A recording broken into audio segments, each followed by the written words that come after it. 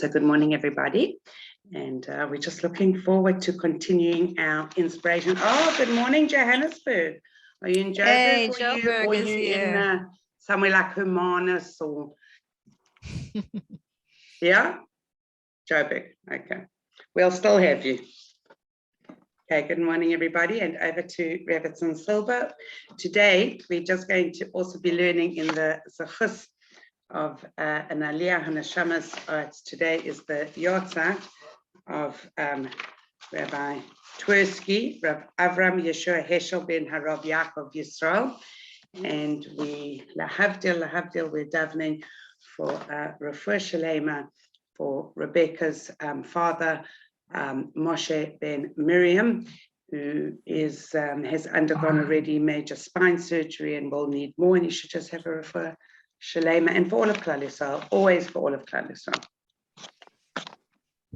Amen, amen. Refuah Shalema, Rebecca, to your father. You should have Refuah Shalema. And the Shir should be a zchus for everybody who comes, everyone who listens online, anybody and everybody. Should be a zchus. And we're tapping in today to both David HaMelech and Moshe Rabbeinu. So today we're going to do Perek Tzadik Aleph 91.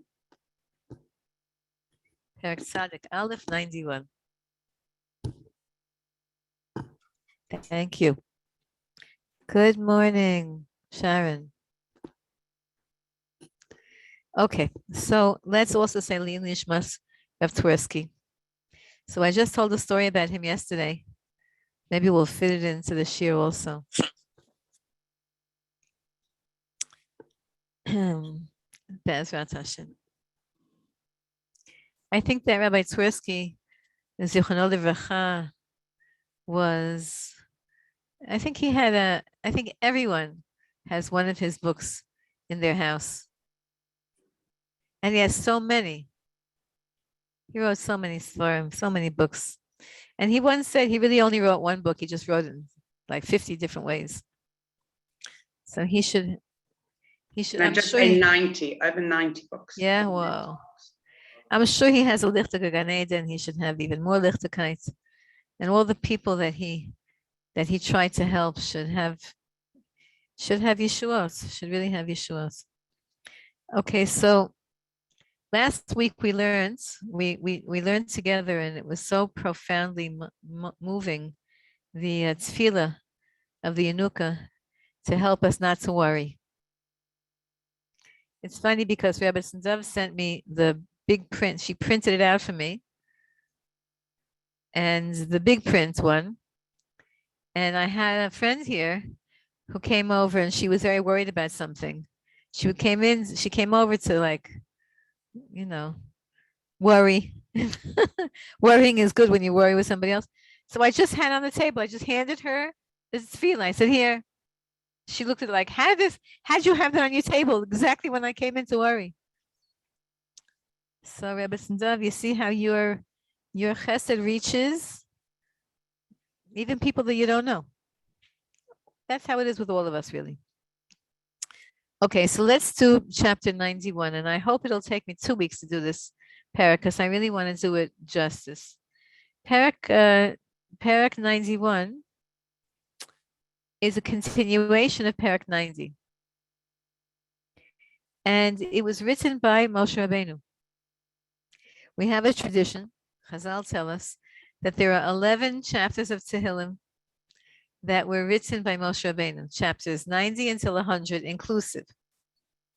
So you know all of them because they're all the ones that we say on Shabbos davening, Kabbalat Shabbat.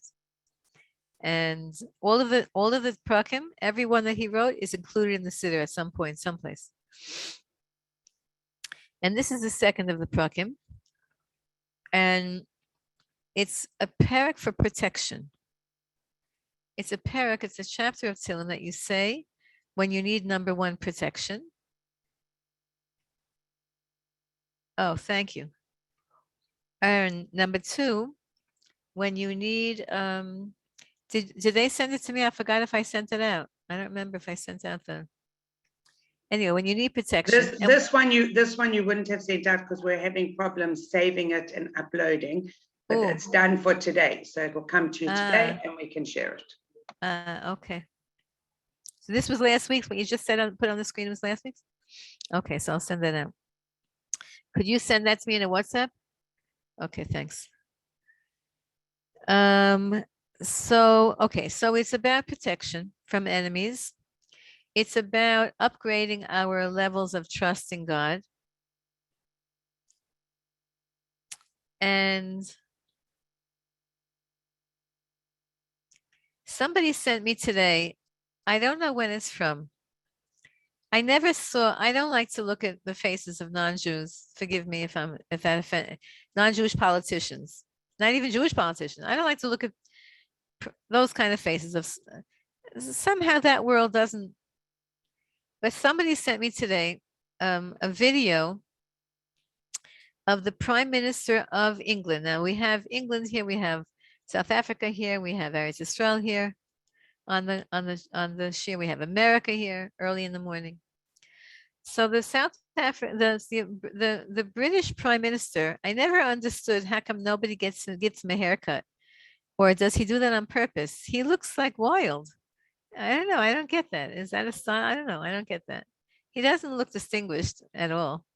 But he does it on purpose. He does it on purpose. He does it on purpose. It's Juliet Golder saying it. I know someone who went into a meeting with him, and he was going out into the public, and he messed up his hair apparently to go out into the public. So apparently he does it on purpose. Yeah. That's interesting. Yeah. There you go. Why would someone do that? Is that a thing that people like? To me, it looks like he's a little bit not 100%. So I don't know. Anyway, I don't get it, but whatever. But someone sent me this clip, and usually I don't listen to it. And somehow it was on the table, and I heard part of it. And he was addressing the Parliament, the UK Parliament.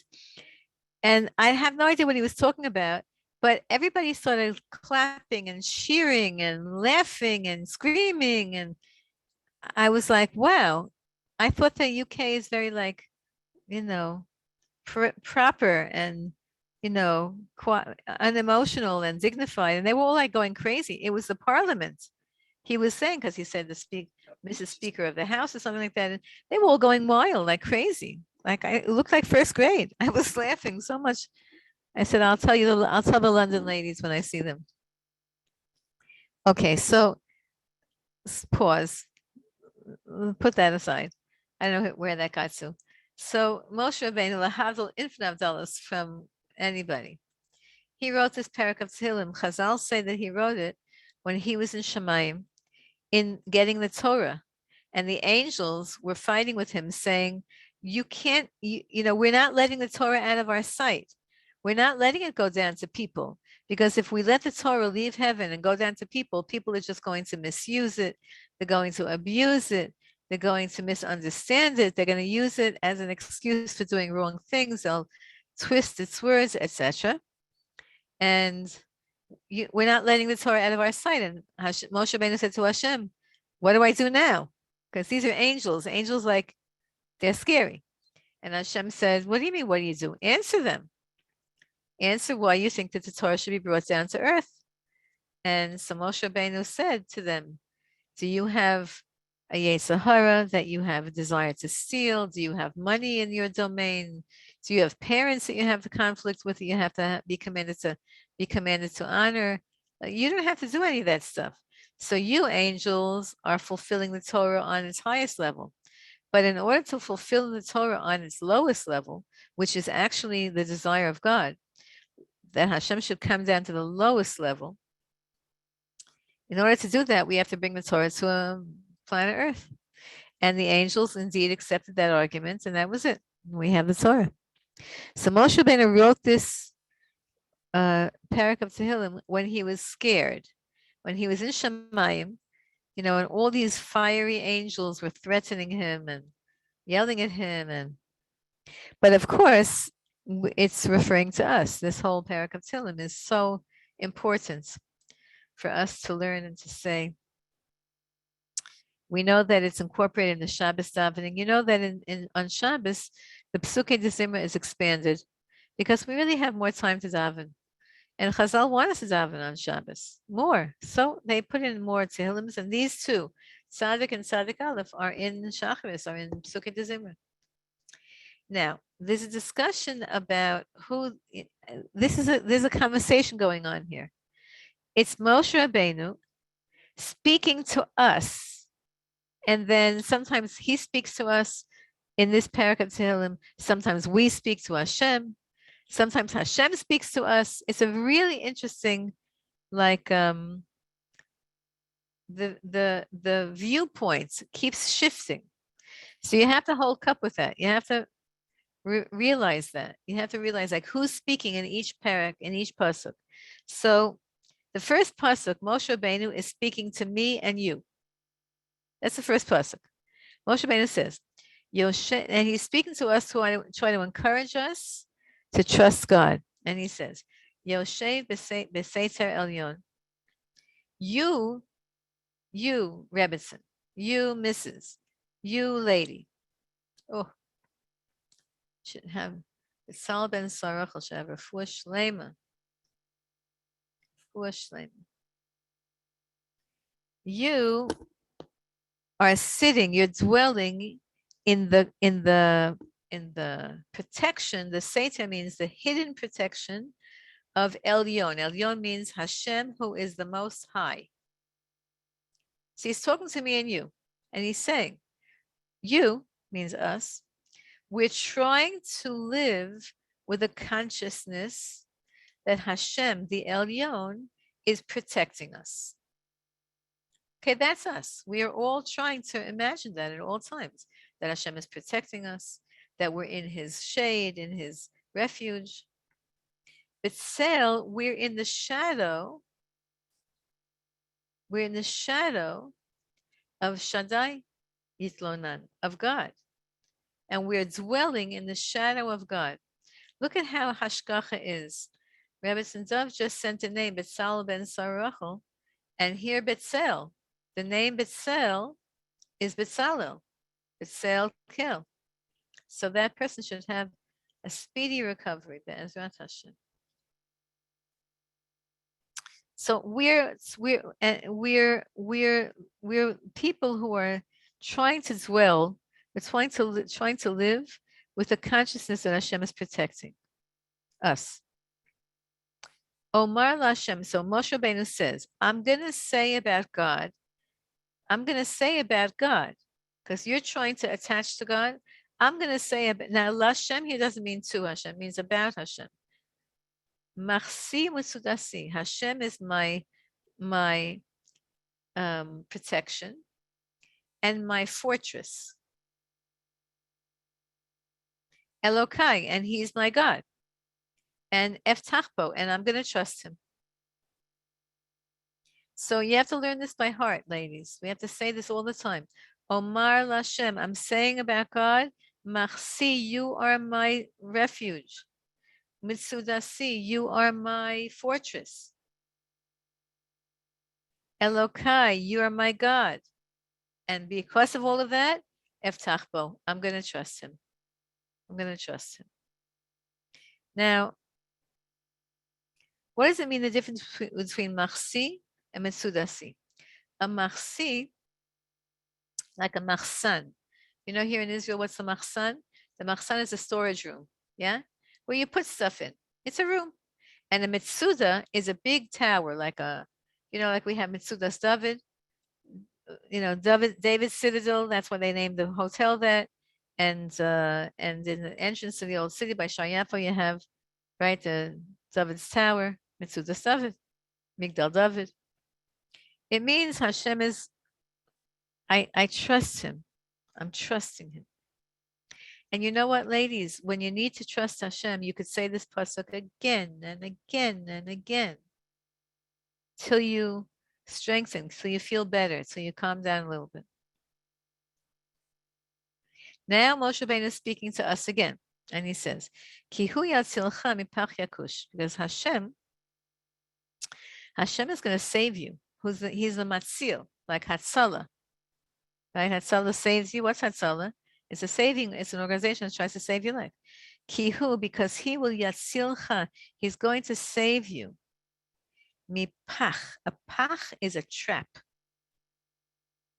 Like, and the word yakush means that traps you, that crushes you. Hashem is going to save you from the trap, from a lethal trap. Midever havot. Now that word, if you want to look at the Hebrew, I never knew how to pronounce that word until I learned how to pronounce it. Hey, vav, tav. But the first vav looks like it's an u. It's not. It's a very unusual word. That first vav is the v sound, and the vowel for that is the o sound. So that word is pronounced havot or havos, if you use Ashkenazi.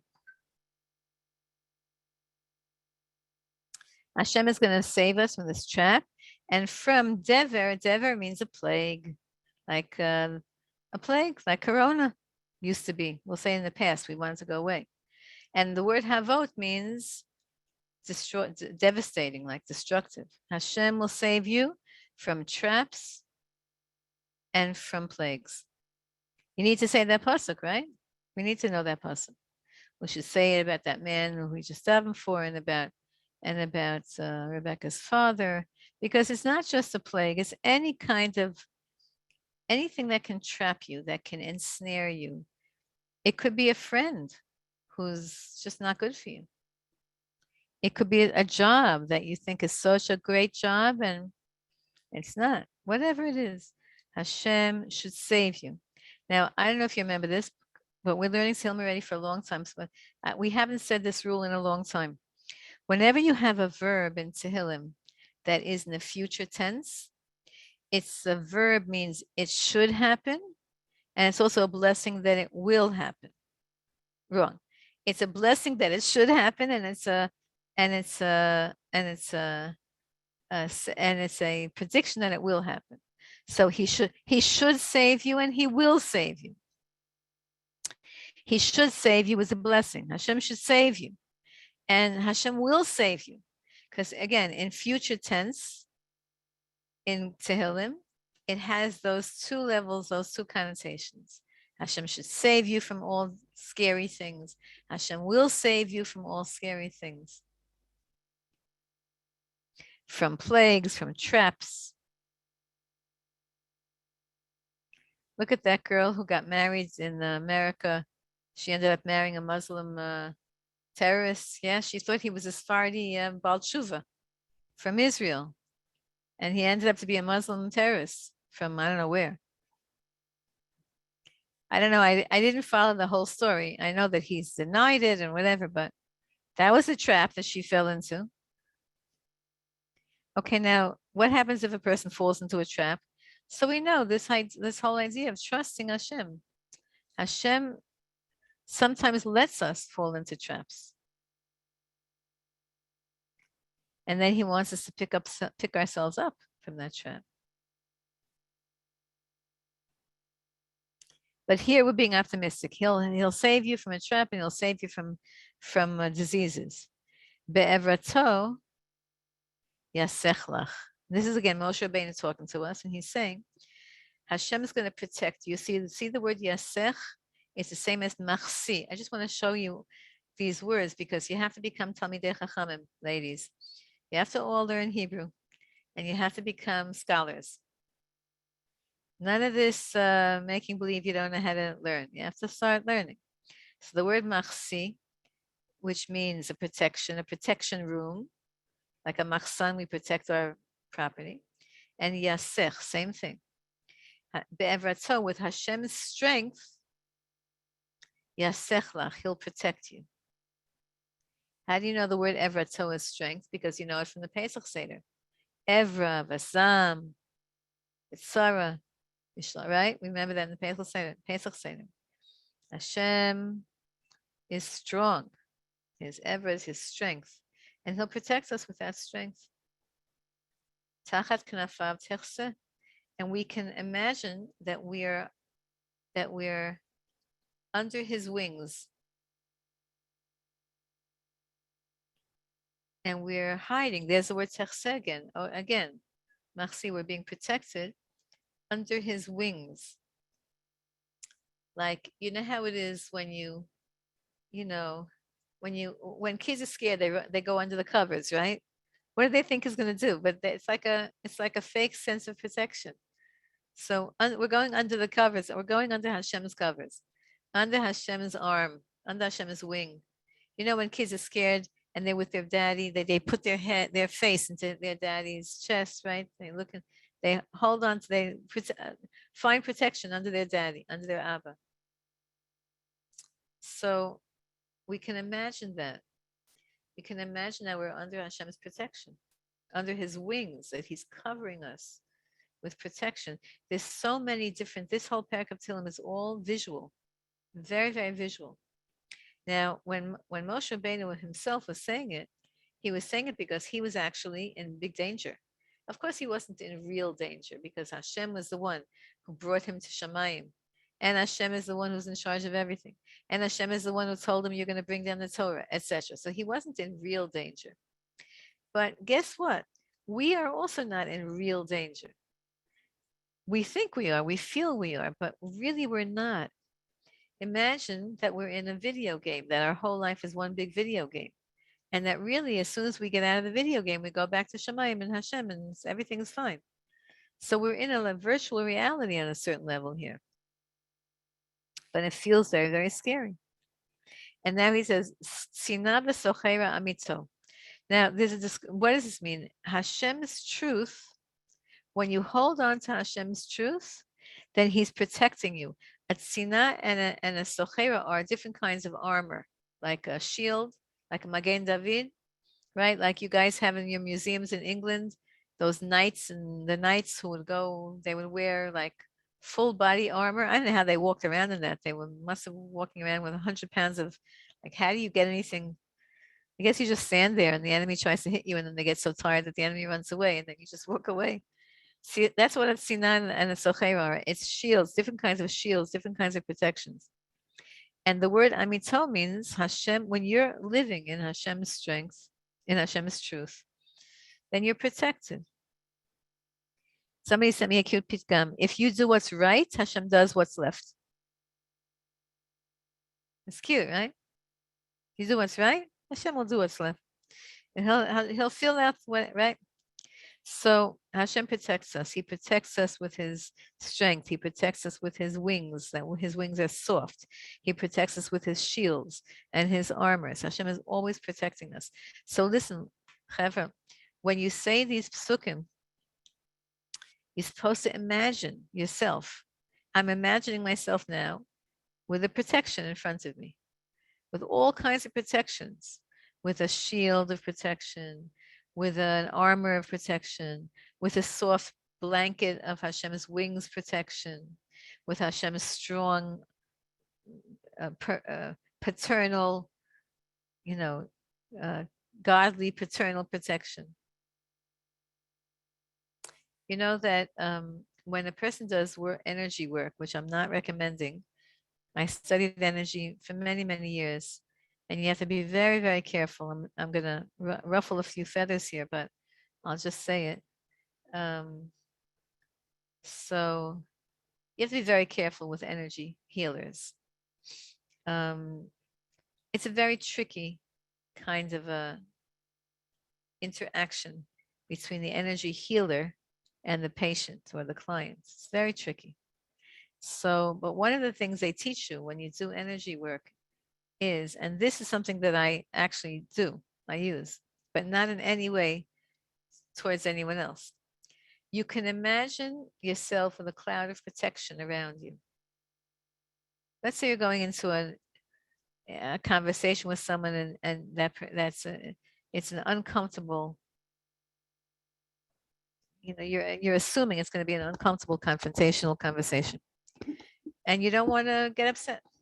So you can imagine that you're surrounding yourself with a cocoon of protection, and you can imagine that protection in any way you want.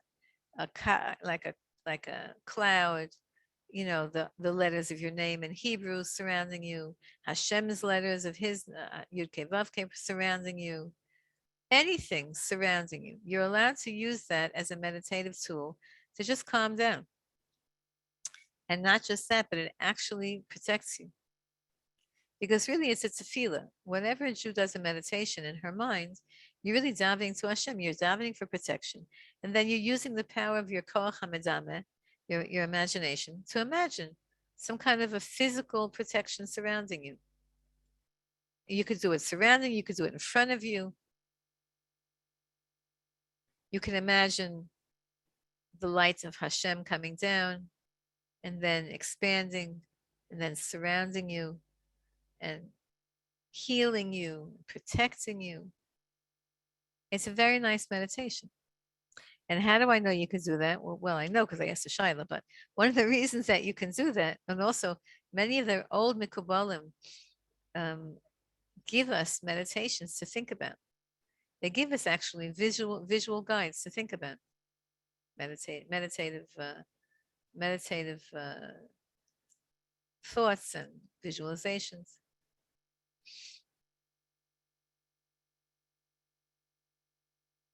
So, but here, Moshe Rabbeinu is actually showing us physical things.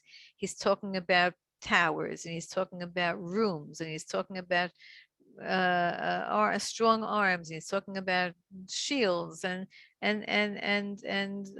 armor and wings and all of these things. He's giving us things to imagine. So therefore, lo tira, don't be afraid. Now here again, it's Moshe Rabbeinu talking. So when we say these words, what we have to imagine is that we're verbalizing the words that Moshe Rabbeinu said to us. It's like when you read a letter, you read a letter that someone wrote to you. So you're reading it out loud, but you're reading it to yourself. That's what we have to. So when we say lo tira mipachad laila, don't be afraid of scary things at night. You're saying, Moshe Rabbeinu is saying to you, and we're just reading it out loud. We're reading the letter that he wrote to us. This is a letter that Moshe Rabbeinu wrote. Now, why did I say this? Also, David HaMelech, because you know that even though we have a tradition that Moshe Rabbeinu wrote this parak of Tehillim, but any parak of Tehillim that David HaMelech included in Sefer Tehillim, he somehow put his stamp on. He either experienced it, he edited it, he wrote the words down. David HaMelech is intertwined here with Moshe Rabbeinu. And Moshe Rabbeinu and David HaMelech both were the faithful shepherds of the Jewish people. We know they were both tested with the sheep, with being a shepherd, with being compassionate.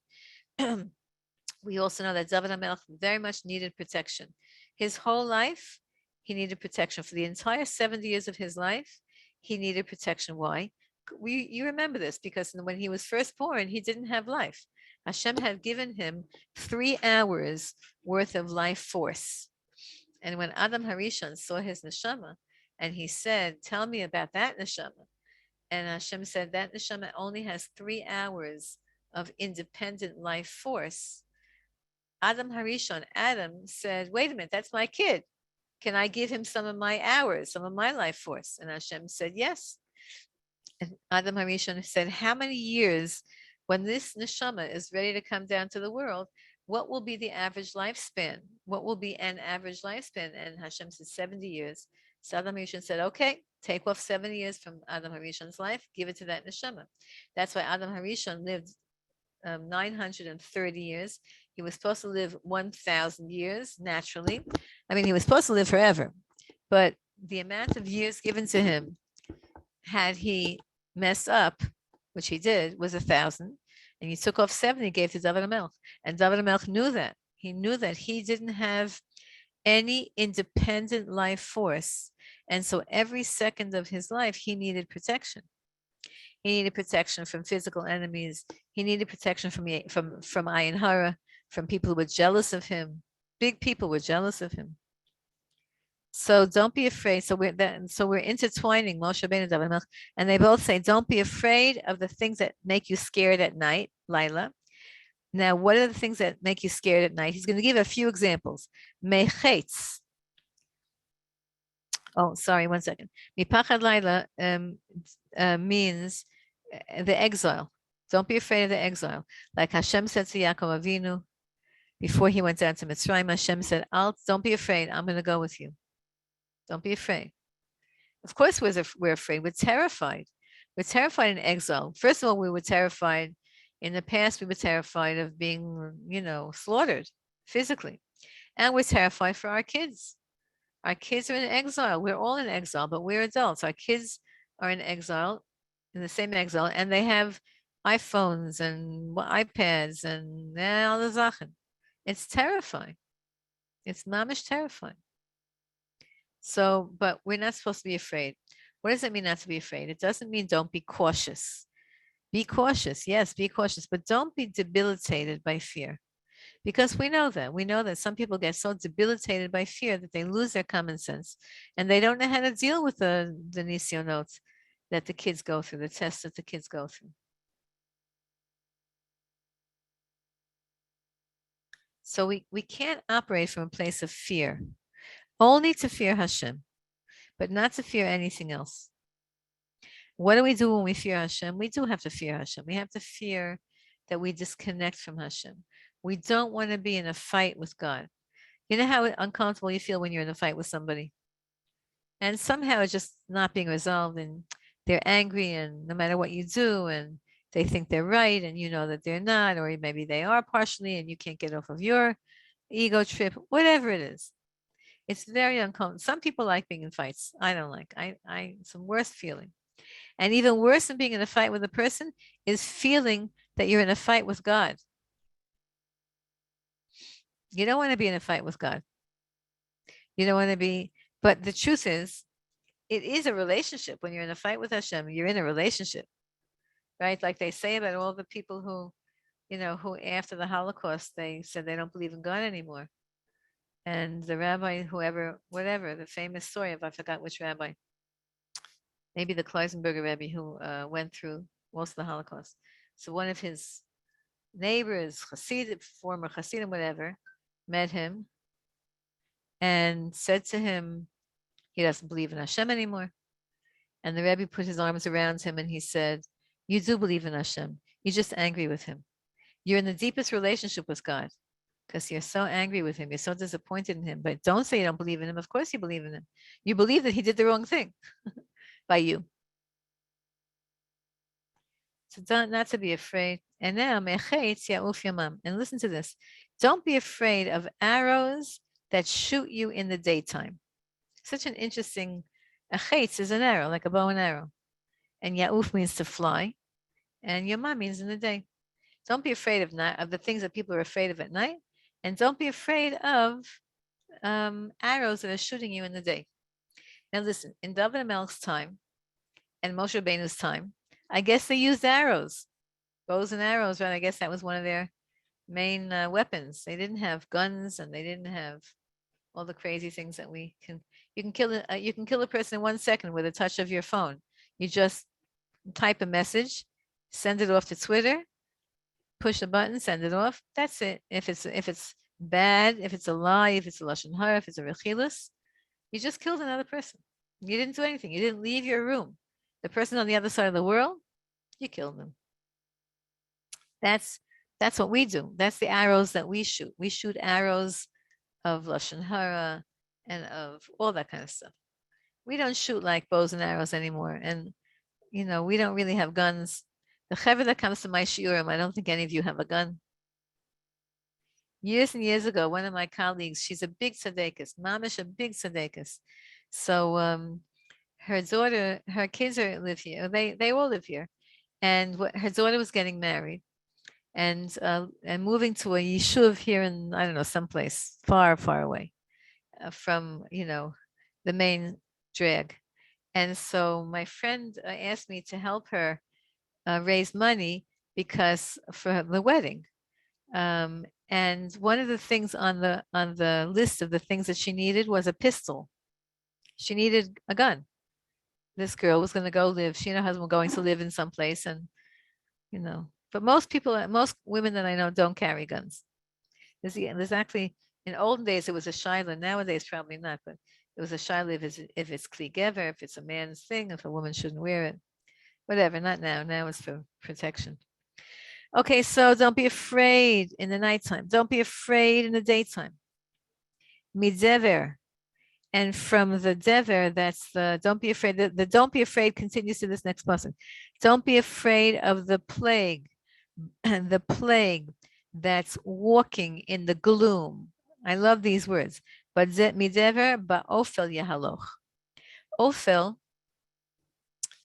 Ophel means murky, a dark, cloudy, murky environment. They translate in English gloom, but it's not just a mood. It's really like an environment. It's when you can't, like a fog, but it's not a fog. It's like a horrible, like environment, polluted and dark what's yahaloch? What goes in that place? Dever means a plague, pestilence, corona, disease. Where does that live? It lives in dark, sad, dreary places. Now you might say, wait a minute. What about germs? What about all that stuff? Okay, of course, I'm not talking about that. But the idea of that a person weakens their immune system and leaves themselves open to illness because they're in an ophel. An ophel means, mamish, you're in a bad mood. You're in a state of, that's why all the tzaddikim say, you have to keep happy. You have to keep happy even when there's nothing to be happy about. You have to force yourself to stay happy, or at least to stay with equilibrium, like balanced. Because as soon as we lower ourselves into a place of ophel, it weakens us. So, but don't be afraid of that. Why? Because you're holding on to God. Because all the way in the beginning, you said, the first pasuk you said, Elokai eftachbo, I'm trusting in God, and I'm living under Hashem's shadow. That's who I am. And because of that, I don't want to be afraid of anything, because Hashem is protecting me. And because on a certain level, this is just all, I know it's hard for us because we're living inside of a heaviness called time. T-I-M-E. All of us live within time. If we could be in a time machine and just go above time, we would not ever worry about anything because we would see that we're never stuck, that we can always leave. Tzaddikim know how to do that. They know how to leave their bodies. They know how to leave time. They can go above time and above space. We're stuck in time. We're regular people. We are stuck in time. But if you can imagine that time is something that it's just imposed on us. It's not real. It's very hard to live your life with these high thoughts. That's why this is a Moshe Rabbeinu Tehillim. It's not like a regular David HaMelech who we adore and love and can't wait to see. But sometimes some of his Tehillims are easier to relate to because, he's complaining about something is nerve-wracking. But here, Moshe Rabbeinu, he's talking to us from heaven, from that place of whatever that place is. And he's trying to help us to get out of our small-mindedness and to go into a larger mindedness. So he says, don't worry about dever, because you can pull yourself out of the ophel. You can pull yourself out of the gloom, doom and gloom. Now, what else does he say? Miketev yashud soharaim. Now listen, these words but the grammar is a little hard. So the word yashud, like a shoded, that means a criminal. Soharaim, is the daytime, in the middle of the day. And ketev means something destructive. Now, I'm going to say something really funny that has nothing to do with anything, just the word ketev is written kuf tet bet. But in Hebrew, we have another word, chaf tav bet. And that is a katava. A katava is, how do you say that in English? An article in the newspaper is called a katava. Like what you kotev, what you write. So ketev, in Hebrew, it's an unusual word, and it means a destructive agent. It means something negative. But the same sound, even though it's not written the same at all, but a similar sound is a katav. Katav means a reporter, a journalist who writes things, or anyone who writes something that could be destructive.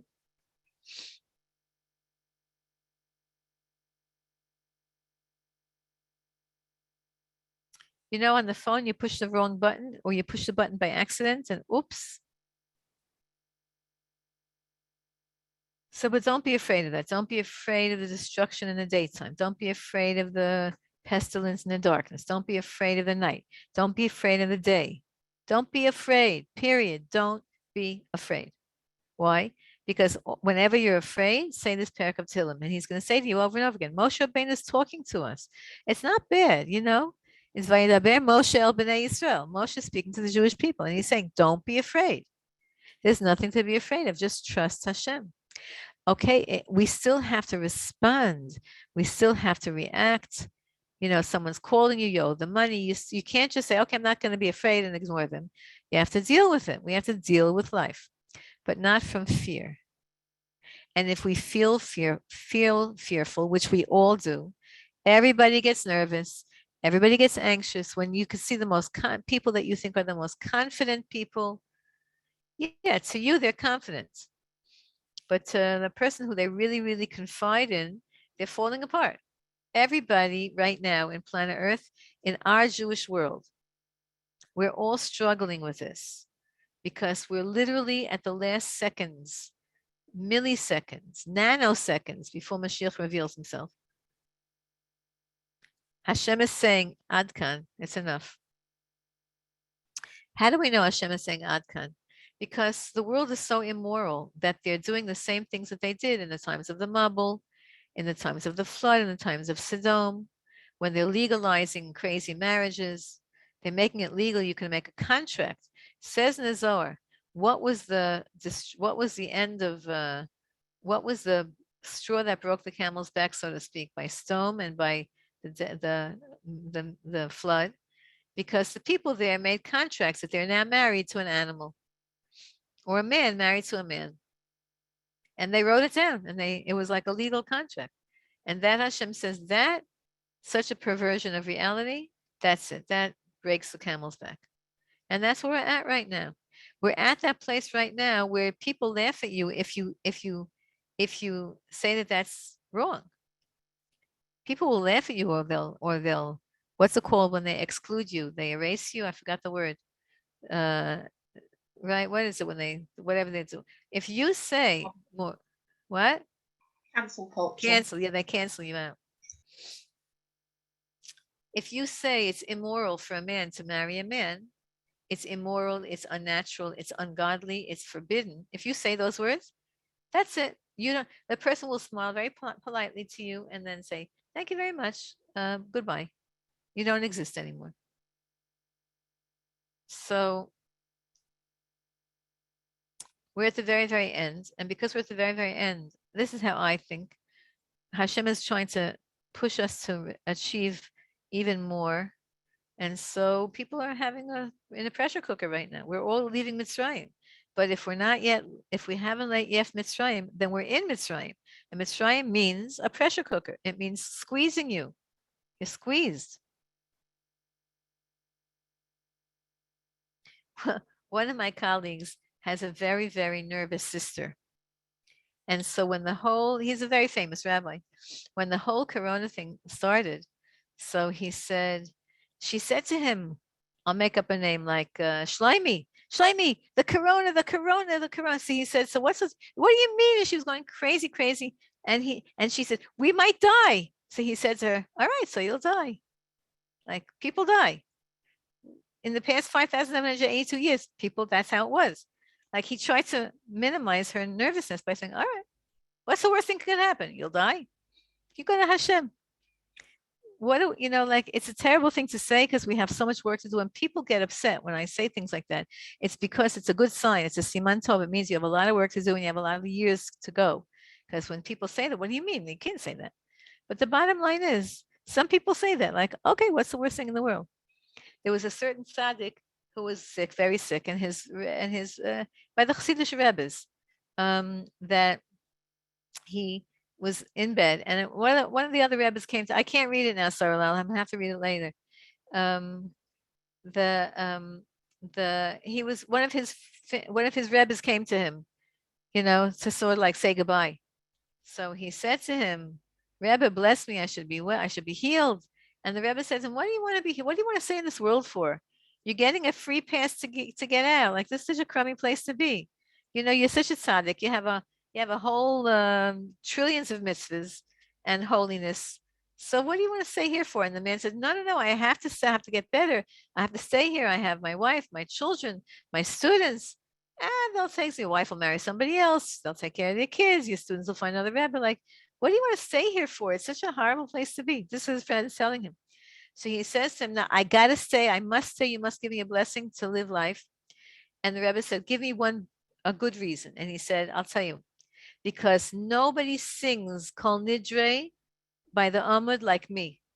When it comes Yom Kippur, did you ever hear a chazan as inspiring as me?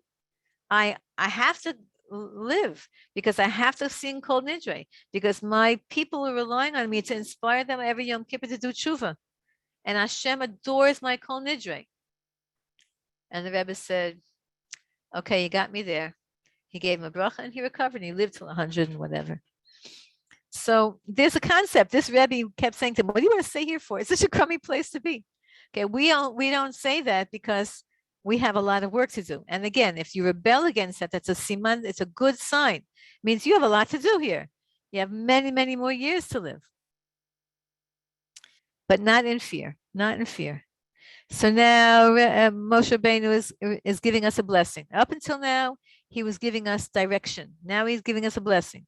Yipol mitzilcha elef u'revava miminecha. From your left hand is gonna fall 1,000 people, and from your right hand is gonna fall 10,000 people. Means enemies. From your left hand, you have 1,000 enemies, and they're gonna all fall. From your right hand, 10,000 enemies. They're gonna all fall. Elecha lo yigash, and they're not gonna come near you. They're not gonna approach you. They're not gonna come near you. Don't worry. And again, say these words. Say these words and imagine. Here he's starting from the left side. Imagine. Yipol mitzilcha elef. Imagine by your left side, you have 1,000 enemies. And all of a sudden you say these words, they dropped it. And I don't mean people enemies. It could be Yetzer Haras, it could be moods, whatever it is. And now imagine your right side. And your right side, there's 10,000 enemies. Usually the right side is easier, but here the right side is harder. You have 10,000 enemies, 10,000 Yetzer Haras, 10,000 whatever, memories, and you say these words, and they all drop dead. That's it. Clean, clear, Elecha lo yigash, and you are protected. And you go forward safely. You see, Moshe Rabbeinu is giving us so many. It's so not like him. Moshe Rabbeinu, we associate Moshe Rabbeinu with the Torah, right? And we associate Moshe Rabbeinu with the Torah, and with halacha, etc. 1 second. I just have to tell you I'm teaching.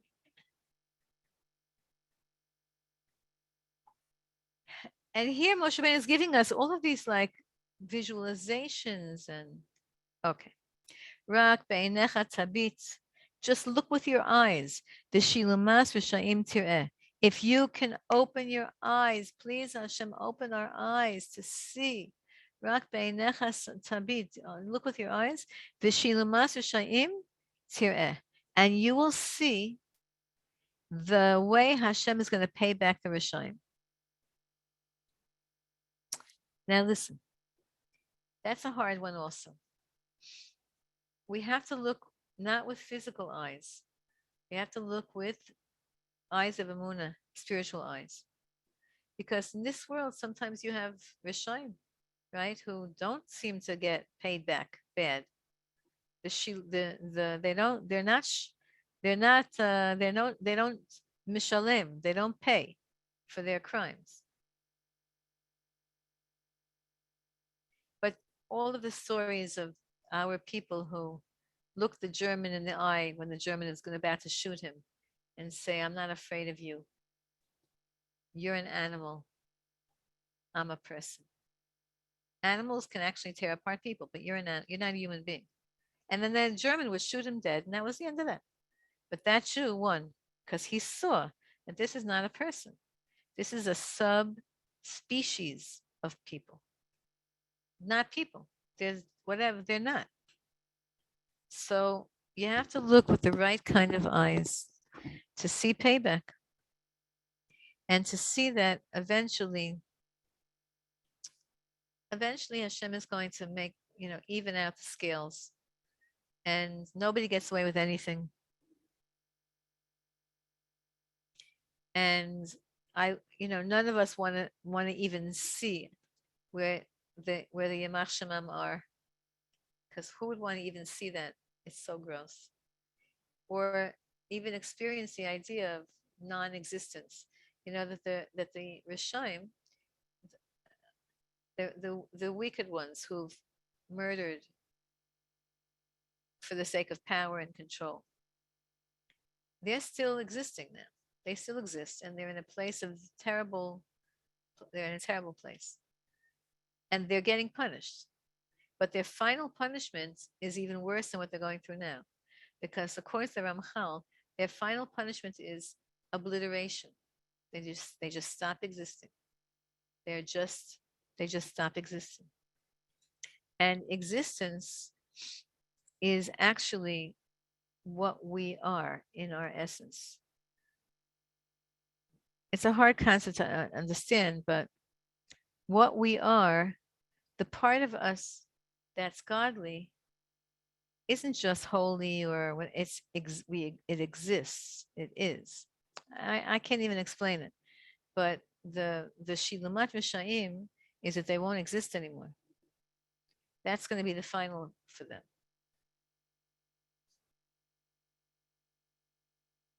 So let's ask Hashem to help us to have eyes that see correctly, that focus on what's true. And you know what? You know how it is with little kids. Let's say a little kid is being bullied.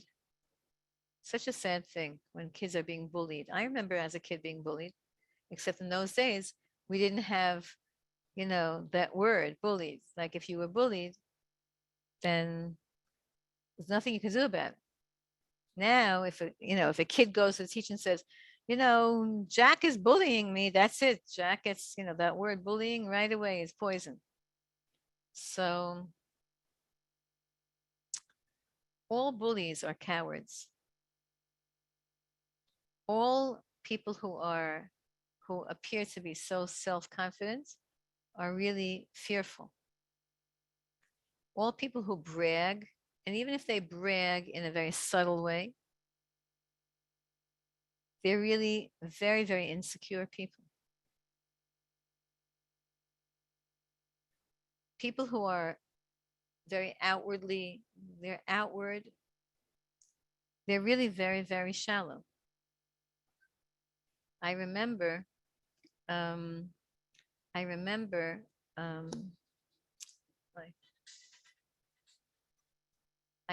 years ago, I was at a wedding. I must have told you this story.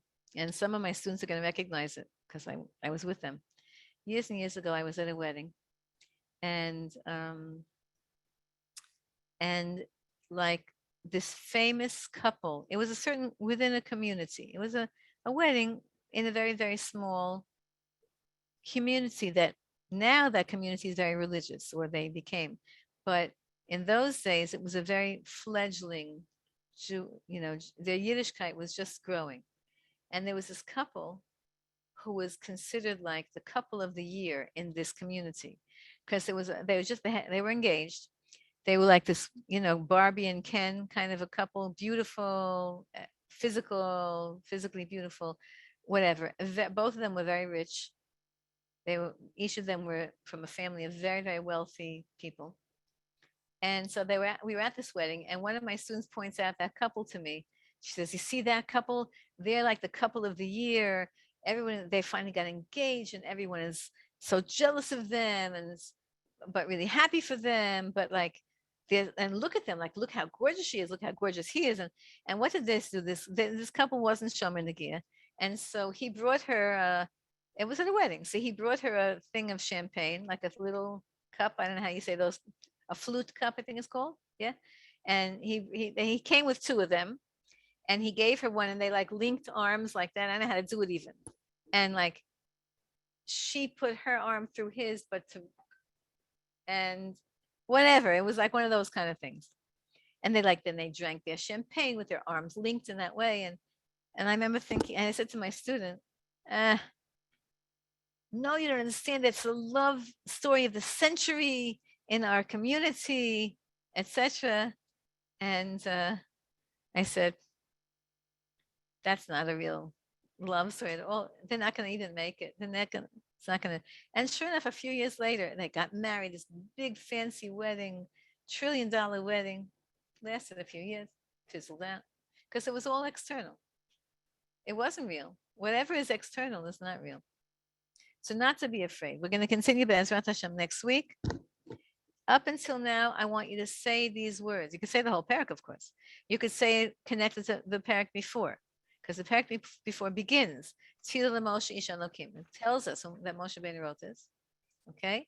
See if you can do some of the meditations. Just say one word. Say, "You're my shield." Close your eyes. Imagine whatever you imagine a shield is. In front of you, surrounding you, on top of you, by the door. Imagine. Use the koach of your koach of imagination to try to integrate some of the words. Imagine an arrow, and it's not coming to you. Imagine whatever you want. Imagine these things. Use the koach of the Madame to say this parak of Tehillim, to try to look at the words and make it yours, so that you can have this, and then feel protected. Feel protected. Feel protected. Have a good Shabbos, Chaver. I gotta run, because I'm getting tons of phone calls here. Thank you so much for coming. Sorry, I'm not saying hi to everybody. Hi. Not saying Refuah Shlema to all the people who need. Thank you. I'm sorry, you so Rebbetzen much. Silber, there was just somebody quickly, Thank others will you. forget it, but the Yesach is with a kaf. So they're just asking, is it a different route or is it the same It's route? all Nachsi connected. and It's all Okay. connected. The chaf and the chet. It's all Right. connected. Thank you very, very much, and make Thank a you. beautiful Thank you. Shabbos, Thank you. everybody. Shabbos, and